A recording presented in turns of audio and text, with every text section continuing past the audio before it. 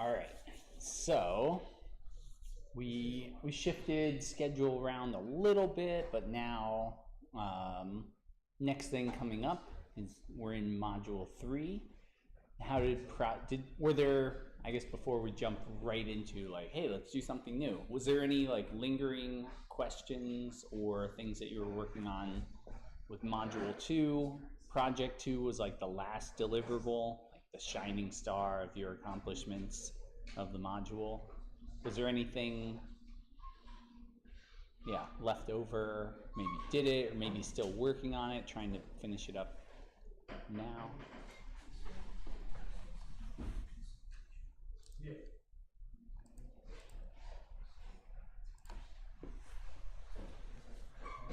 No? Anybody find something cool?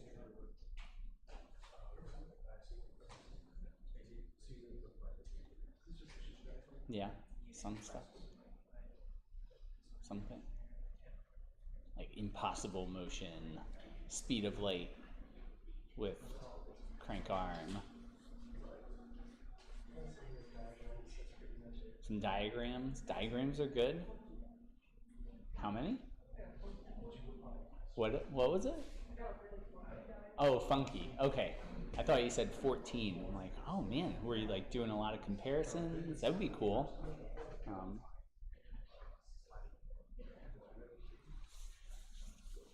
right. Module 3. Jump right in. Give it a shot.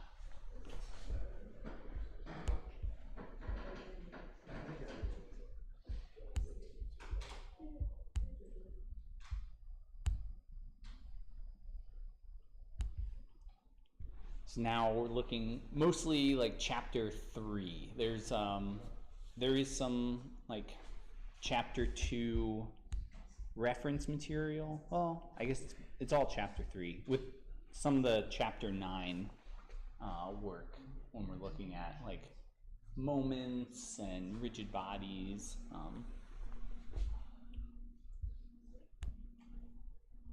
All right, so chapter 3, problem 1. I'll go through the link and I'm going to skip over all the reading right into demonstrating. Additional. Oh. Still going through readings.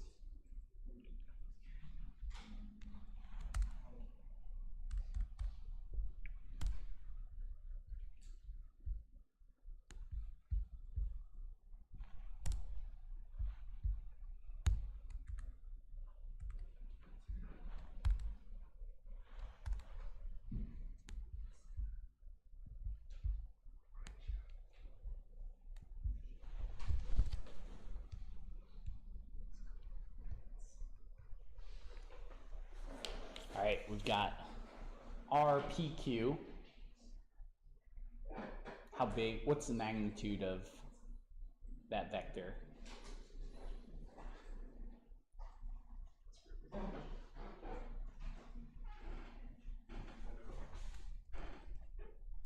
you know how big it is? 5, yeah.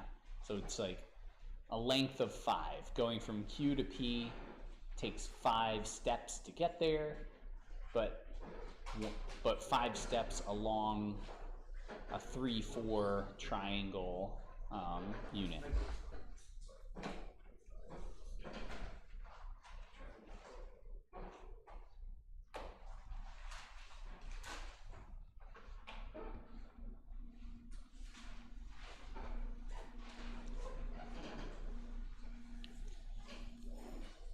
So what, if I'm writing unit vectors that are A1 and A2, what are the steps that I need to take? How far along the A1 versus A2?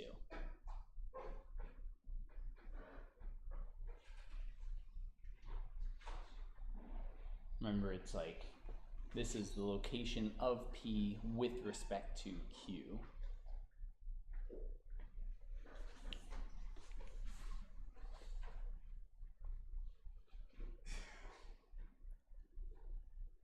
Yeah. Yeah, so we're going like 3 units this way, 1, 2, 3, and then 4 units this way, 2, 3, 4. So kind of step our way along that Cartesian coordinate system. Not a trick question, I know. I think some people are overthinking it, like, well, if you take the square root of the hypotenuse of the, no.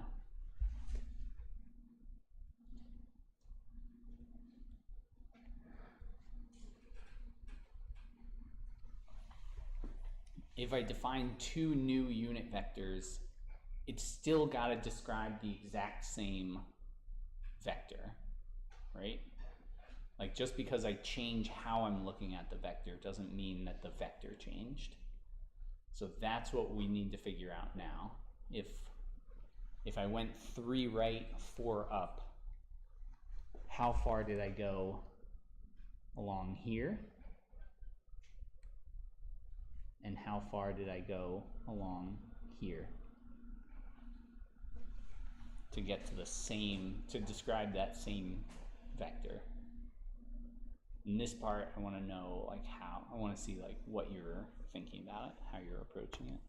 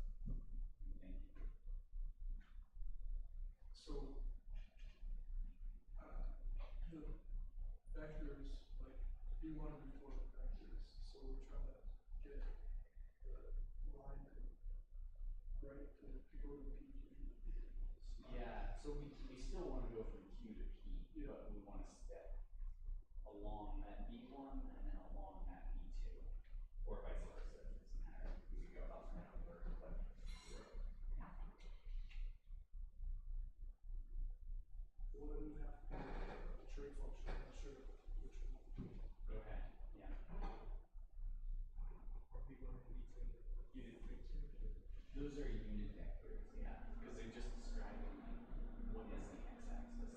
So it's almost like you have 2 x-axes. One goes left, right, and another one's 30 degrees.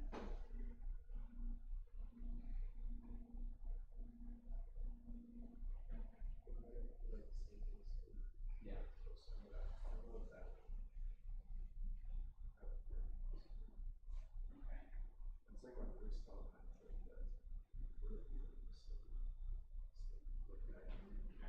So let's try that.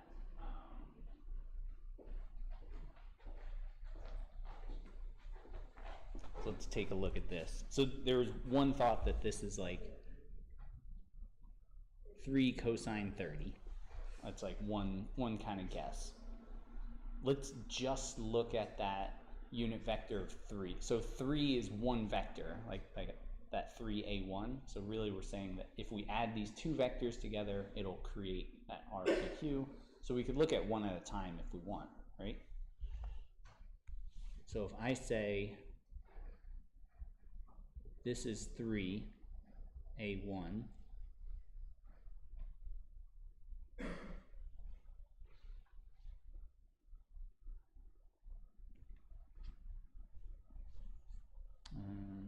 one's there.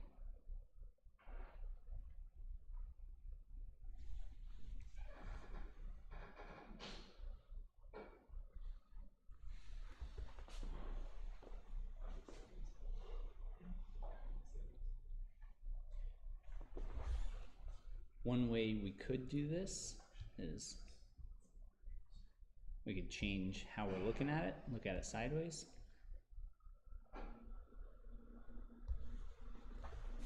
I just took the whole thing, rotated that 30 degrees back down to 0.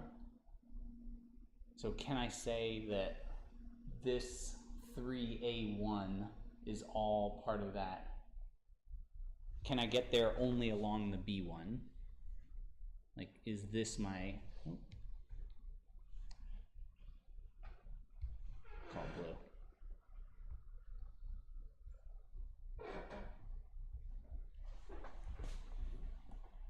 Is that all I need? What else do I need?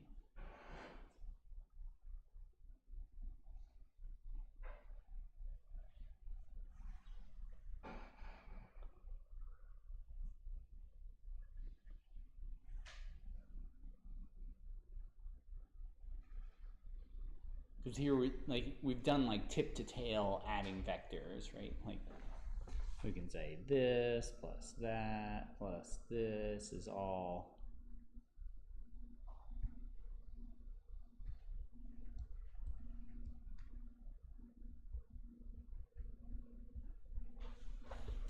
you can add vector as you go around in vector loops, they all add up. So what's the missing piece? What am I missing in that 3A1 part? Just to describe that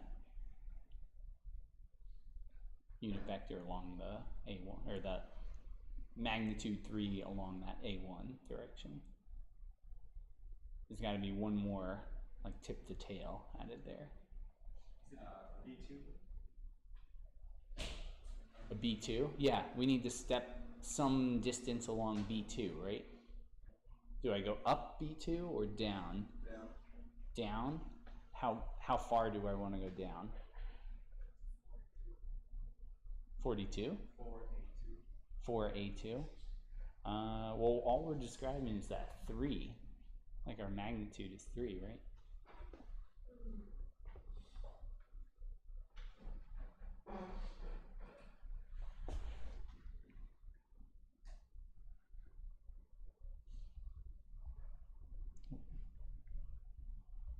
Like that 3 sine 30, kind of like that.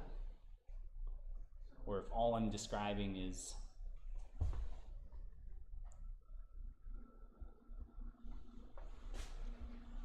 just to create 3A1, I need a 3 cosine 30 and a 3 sine 30. And I'll need the same thing for that 4A2. It'll be different, but I need those two parts to it. Like I need that sine and cosine to get the whole thing described in there. This is one way to do it. Like if you like tilting your paper back and forth and kind of processing. There's other ways. I'll show you a different way once we kind of agree what we're looking at. All right, so we can't just say it's 3 sine 30 because it's got to be 3 sine 30 B1 plus minus that 3 sine 30 B2. So something was missing along there.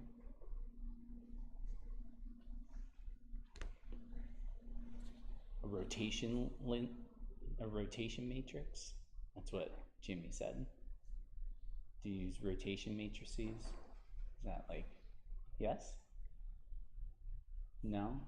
There's some head shakes, some yeses.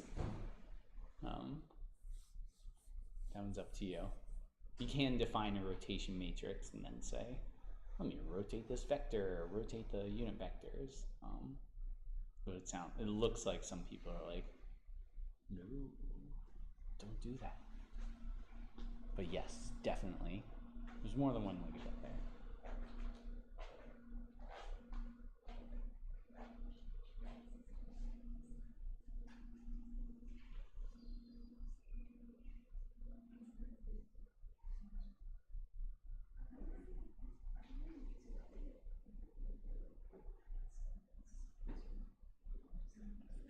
Yeah, so like E2 is 30 degrees from, or sorry,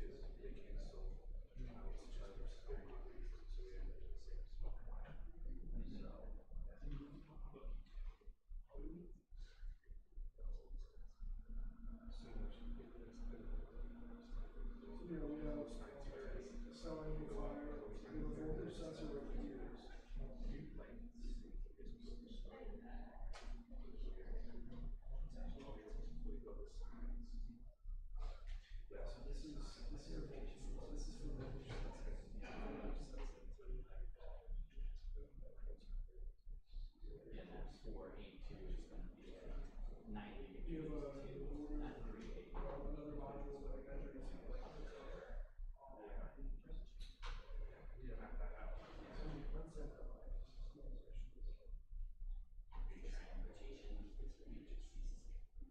there's stuff that we have to connect ourselves, right? But Oh, you're doing on each. let's do this. What you say it's called? Yeah, so once you define this, you can take that and transform it like here and here. So it's not two sine. Oh, it's one of these, yeah. Yeah. Like it might, that one might be getting from B to A. It might go from B to A. What if you're looking at what's happening? Because you can get one for $300 or you can say it's gonna have some. There's also like that.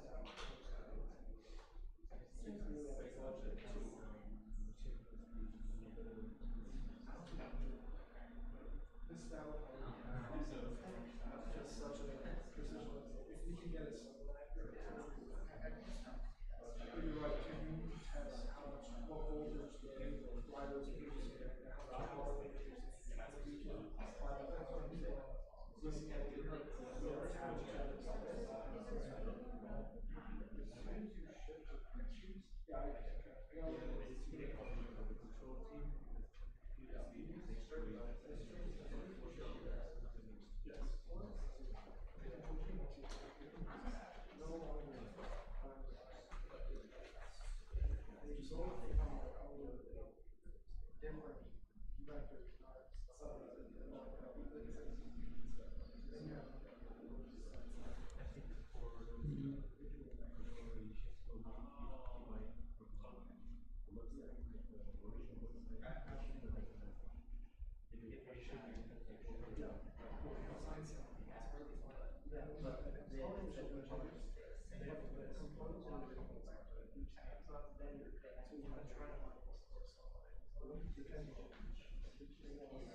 Yeah, it's so much easier to price quote, you just go and print your policies, you know, so you basically, there's sometimes price quote, and it takes them way more, I don't know. You have it for something, I have to fix.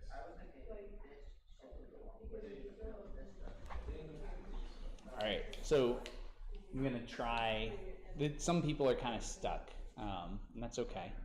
It's weird to think about vectors and rotating coordinate systems.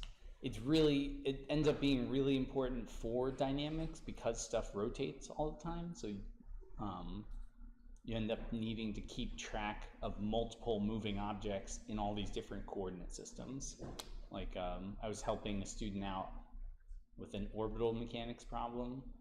By the time they defined where their rover, like they were trying to imagine a Mars rover going, by the time they described like where it was, there were 6 different coordinate systems that were all in different orientations depending on like, is it sun-centered, moon-centered, earth-centered, is it earth axis, is it earth, like, yeah, where's the axis pointing? So again, very good skill, but weird to deal with.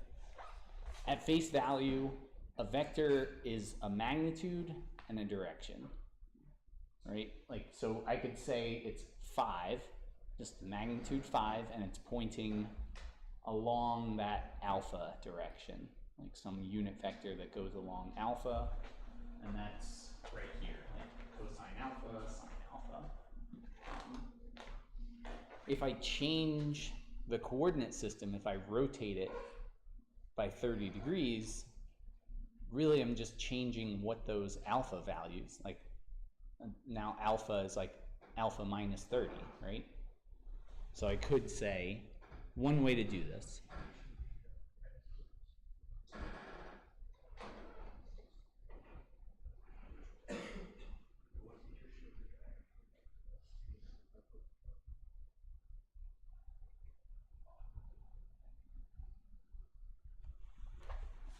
like this.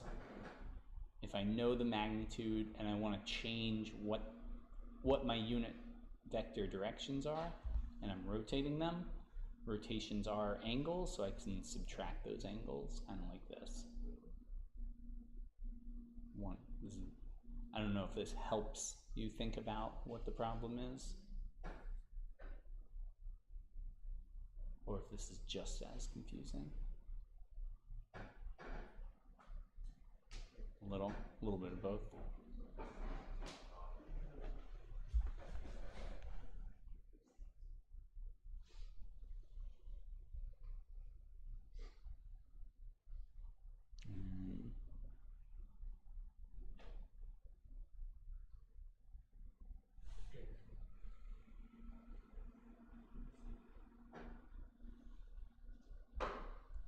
Yeah, an alpha. What is for a 3, 4, 5 triangle, what is that angle? 60 something?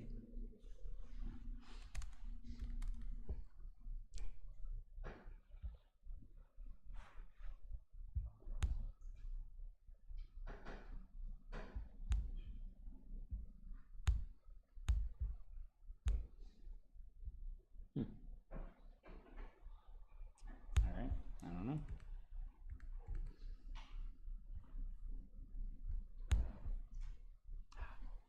I don't have it up. Anyway.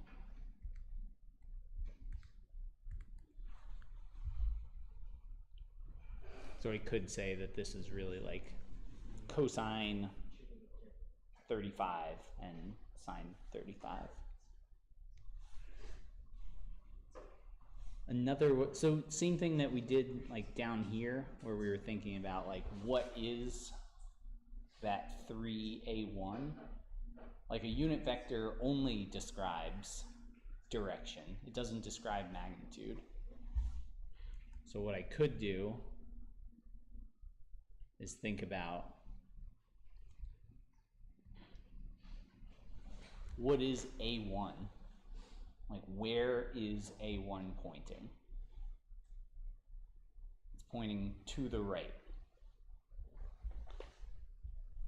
So if I want to go 1 unit to the right, but I have to move up along this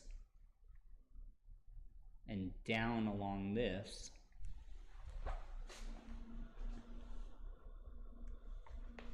how far did I go along the B1 to get 1 unit?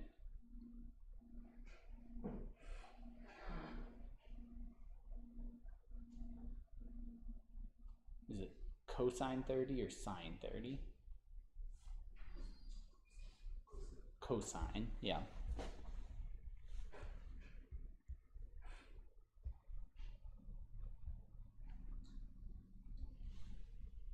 And then it's got to be sine along that B2.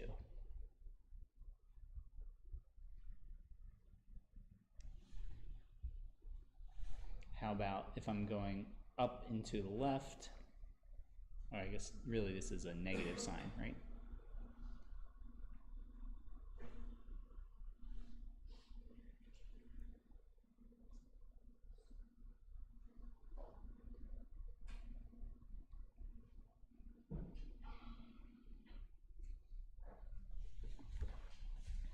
If I need to go up and to the left and then over to the right, how do I describe A2 if this is 30 degrees? Is it going to be, how far did I move along that B1 direction? Is it still cosine 30? Cosine 60? Yeah, I guess you could say cosine 60, yeah, which is sine 30. Yeah, nice.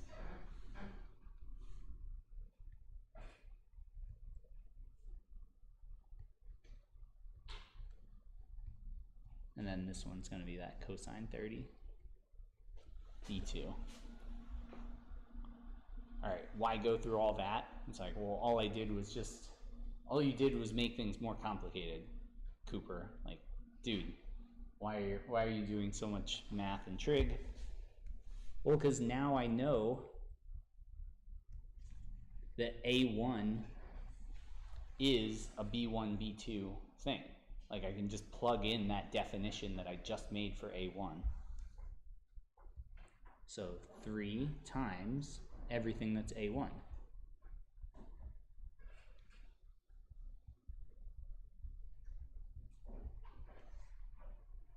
Plus 4 times everything that's A2.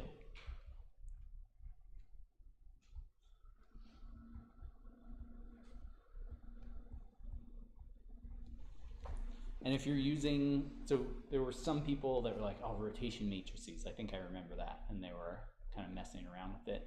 You'll end up with the same result. Like it's still a cosine 30, negative sine, and then cosine 30. And you'll end up with these values. So I have a 3 cosine 30 plus 4 sine, oh my god, 30 along the B1, and a negative 3 sine 30 plus a 4 cosine 30 along the B2. How does that look?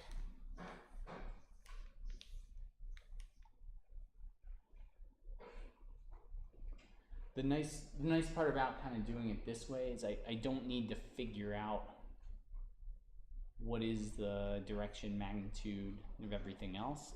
The only thing that I care about are these two definitions. Like, what are my unit vectors? If I'm changing them, how do I get from one to the other? And then give me any vector or any equation, and I can convert from one to the other. And I could have defined it the other way, like if I wanted to go from B1 to A1, or B to A, I could have said this is B1 in terms of A1, A2.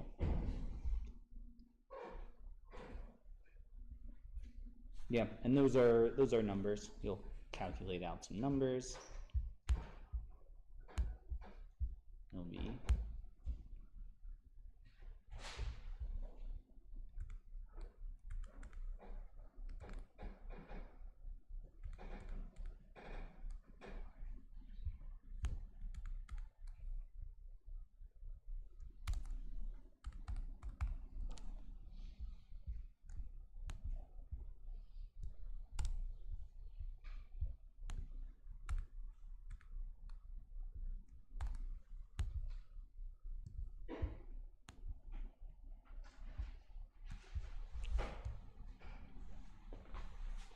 all right, we're continuing our vector analysis. Bless you. Newtonian mechanics is all vectors because we're always saying like F equals ma, F is a vector, A is a vector, so it's all vector addition kind of stuff. If you get into some other fun dynamics, you can like do Lagrangian, which is all like energy based work, and then everything's a scalar with lots of derivatives, so makes it even more fun than trigonometry and geometry kind of work. We got 3 forces acting on a particle. We want to know at what angle theta will the 3 forces add up to 0. So this is a quasi-static problem. We don't know if the thing's not moving. We don't know if it's moving in a constant velocity, but somehow these 3 forces have to add up so that they create no acceleration. Momentum's not going to change. What do? How do you start? This one, there should be a gut instinct. Yeah, okay. Yeah, the components. That's like, yeah, math your way through it. What's the very first step before you start splitting? You're going to drop it in an equation? Yeah. Okay. I would draw a free body diagram. Yeah, free body diagram. If you don't want to, you don't have to. You'll probably hit a weird situation, but it's a lot easier if we have a diagram. So I think draw a diagram. If you don't want to, if you don't believe me, try just mathing your way through it. Just like sum the forces X, Y, Z moments, whatever you want to do. But I like the forces first. I like free body diagram.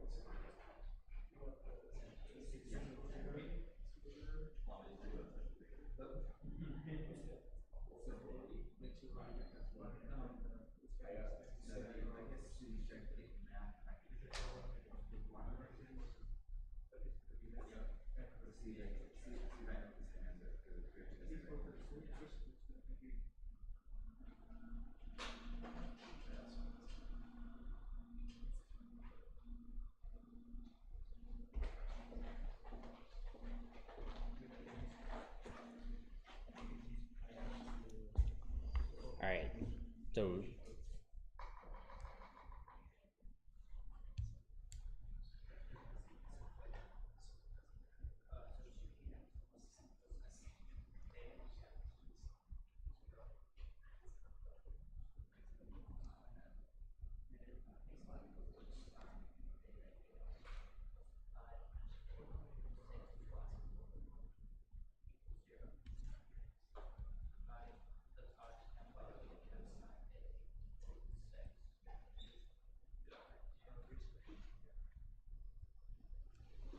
all right, so some people took a look at this and they're like, well, there's only those two components in the x direction.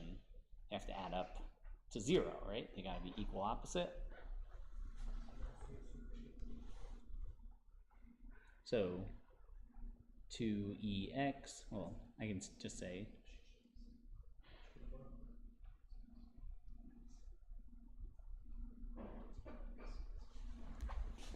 2 plus 10 cosine theta equals 0. So cosine theta is negative 1/5. Done?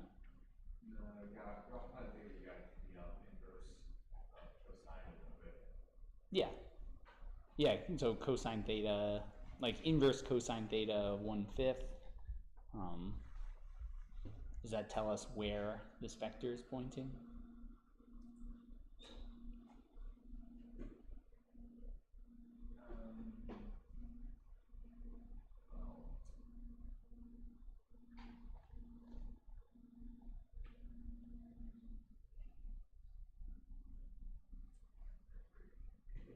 So some people got 78 degrees. That's a number that I saw a couple of times.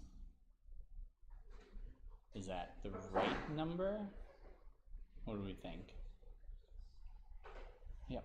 The issue is the numbers tell us it's going this way. Mm-hmm. But if you're looking at like the common division with these two, x is positive. So in theory, it should be pointing to the right. Yeah. Yeah.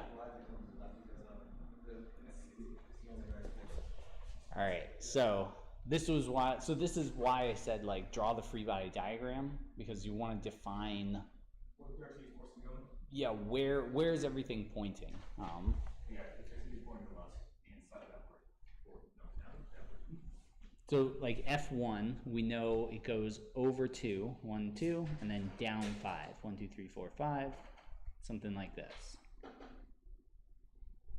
F3, we know, well, I mean, I don't know this offhand, but I've done it before. 5 minus 4 root 6 is a negative number. Negative, yeah, negative something. Yeah. So I have this.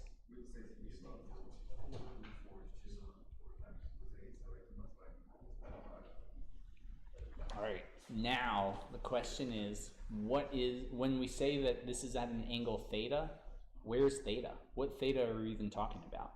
We could draw an angle anywhere in this thing. Where did we put that angle? Like what, if it's 0, where is this vector pointing? Yeah. To the right? Okay. Yeah. What do we think? To the right is our 0 theta?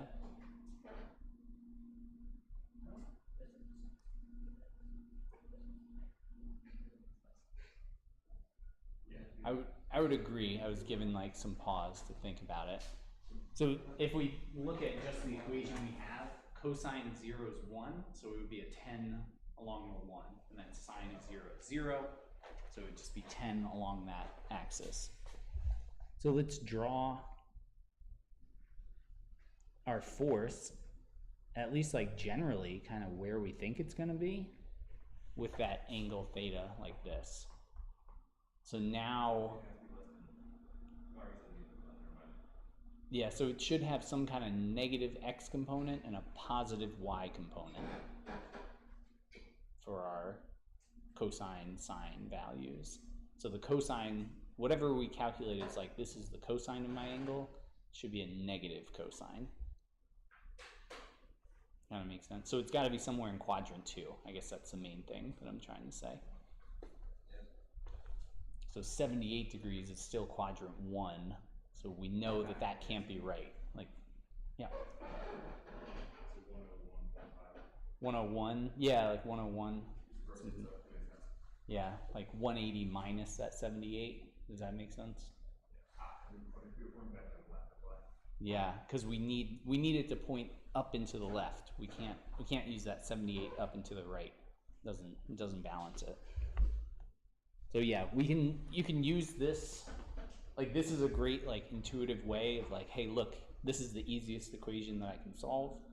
But remember that cosine theta equals something. It has an infinite number of solutions, and it has an infinite number of like half solutions too, right? Do you remember this from trig? Yeah, a long time ago, pulling way back into the archives. So then we have to understand, like, do we want the angle or 180 minus the angle?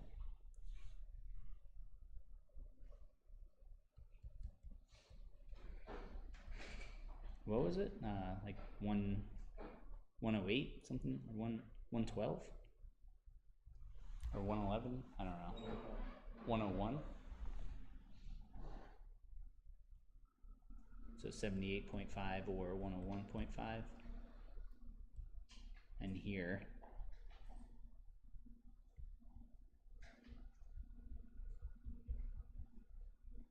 based on our free body diagram, we have to choose that.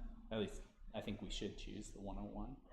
If you don't, then I don't know, you just don't have, you have a dynamics problem. You start A-ing. And now we have like 5 minutes with some more vector work. Lots of vectors to get this to kick off module 3.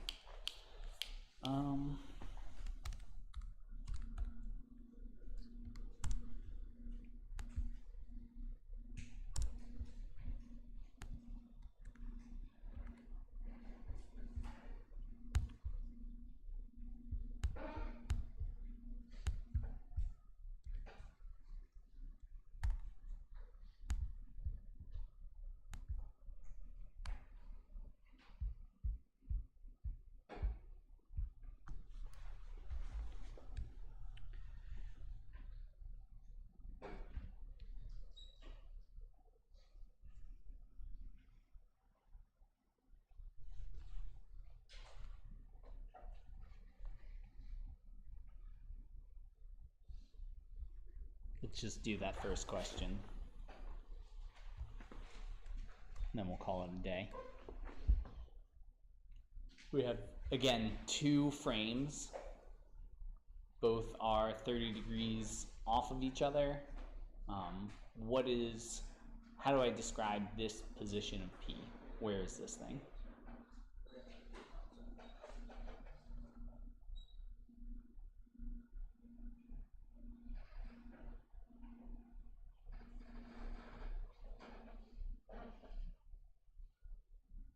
Oh, sorry, Shelley. I skipped your question. All right, so think about that. I'm going to rewind for question. So there's a question about, like, how do we know it's quadrant 2? The reason I know it's quadrant 2 is that this F1 vector is pointing in the positive x direction. So if I'm creating a unit 10 vector pointing away from, like, it's got to be somehow pointing this. If I just look at kind of like this one, that the F1 and F2 X components have to be equal opposite to each other. So that's how I knew it's got to be over there in quadrant 2. All right, sorry. And then coming back, what is that position? You want an E1 and an E2. How far did we go along E1? 2.3. What about E2? 3.1. That's the hard part. Now we have a vector, then the next part is a whole bunch of like trig. We just gotta math our way through the rest of it. 3.1, and we'll get to that next time. Once you have like a vector, we can transform it into any coordinate system we want. So first step, what is it in any system? And then we'll figure out from there where to go. Cool?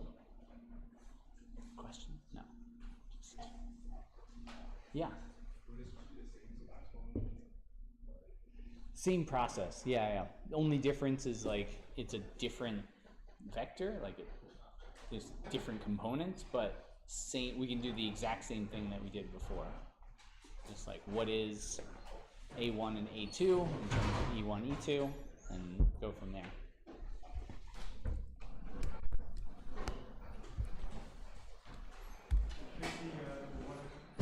Yeah. This one?